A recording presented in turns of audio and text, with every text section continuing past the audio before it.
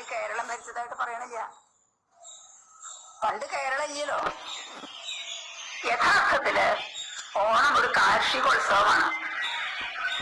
കർക്കിടക മാസത്തിലത്തെ കഠിനമായിട്ടുള്ള മഴയും ദുരിതവും ഒക്കെ കഴിഞ്ഞ പൊന്നിൻ ചിങ്കം വന്നു.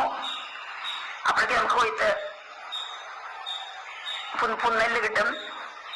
ആ ഉത്സവമാണ് യഥാർത്ഥത്തില് ഓണാഘോഷം.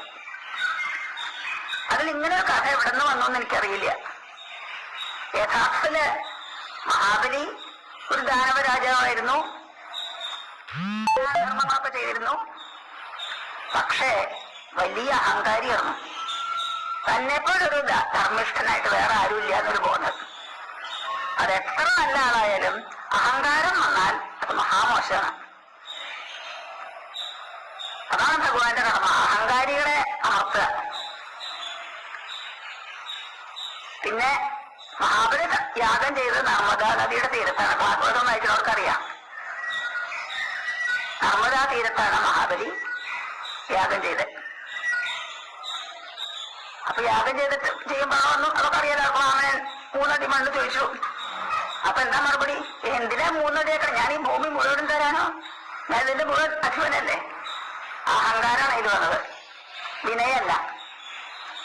അപ്പൊ എന്തിനാ വേണ്ട, എനിക്ക് 3 അടിയേ വേണ്ടു, 3 അടി മണ്ണ് തന്നാ മതി. അപ്പോ 2 അടിയോട് ലോകം മുഴുവൻ നടന്നു കഴിയും. 3ാമത്തെ അടി വെക്കാൻ സ്ഥലമില്ല. മഹാബലിക്ക് മനസ്സിലായി തന്റെ തെറ്റ്. വിനയാനീതനായിട്ട് ഭഗവാന്റെ കാക്കില് കുമ്പിട്ട് എന്റെ തലയിൽ വെച്ചോളൂ, 3ാമത്തെ അടി. അഹങ്കാരമൊക്കെ പോയി. അപ്പം വാമന എന്താ ചെയ്തത്?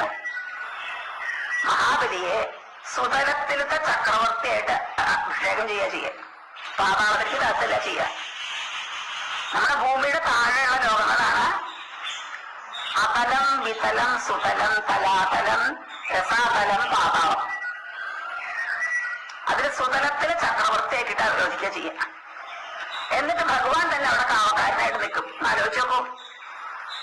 ആ കഥയെ എങ്ങനെ ചവിട്ടി താത്തി പാതാളത്തിലേക്ക് എന്ന് വന്നതെന്നേക്ക് ഭയങ്കര ആരും അത് തിരുത്തിയതുമില്ല. എത്രയോ ആൾക്കാർ എണ്ണവും പുലർത്തും ഭാഗവതം വായിക്കുന്നുണ്ട്. അപ്പൊ ഇതെല്ലാവരും കാണുന്നുണ്ടാവും. എന്നിട്ടും ആർക്കും ഇത് തിരുത്താൻ തോന്നിയില്ലല്ലോ. അത് വേരൂന്നി നമ്മുടെ സംസ്കാരത്തില്. പലരും എന്നോട് ചോദിച്ചിട്ടുണ്ട്, അങ്ങനെയല്ല നിങ്ങളുടെ ഈശ്വരൻ ചവിട്ടി താത്തിയില്ലേ നല്ലൊരു രാജാവിനെ? അതേ ഉള്ളൂ കേൾക്കാൻ. അപ്പോ ആ ധാരണ നിങ്ങൾ മാറ്റണം. ആർക്ക് വേണമെങ്കിൽ നോക്കാം. ഭാഗവതം നോക്കിയാ നാരായണീയത്തിലൊക്കെ പറയും. മഹാബലി ദർപ്പശമനം എന്നാണ് അദ്ദേഹത്തിന്റെ പേര്. മഹാബലിയുടെ അഹങ്കാരത്തിനെ ശമിപ്പിക്കുകയാണ് ചെയ്യണത്. അല്ലാതെ മഹാബലിയെ ചവിട്ടിത്താത്തല്ല. മഹാബലിയുടെ അഹങ്കാരം ഇല്ലാതെയൊക്കെ ചെയ്യാം. പിന്നെ വേറൊരു കാര്യം കൂടി പറയാനുണ്ട്. ഇപ്പൊ ഓണാഘോഷത്തിന് ഇക്കൊല്ലൊന്നും ഉണ്ടാവില്ലായിരിക്കും. മുമ്പൊക്കെ ഓണാഘോഷത്തിന് മഹാബലി കൊട്ടും ഒക്കെ ആയിട്ട് വരുമല്ലോ.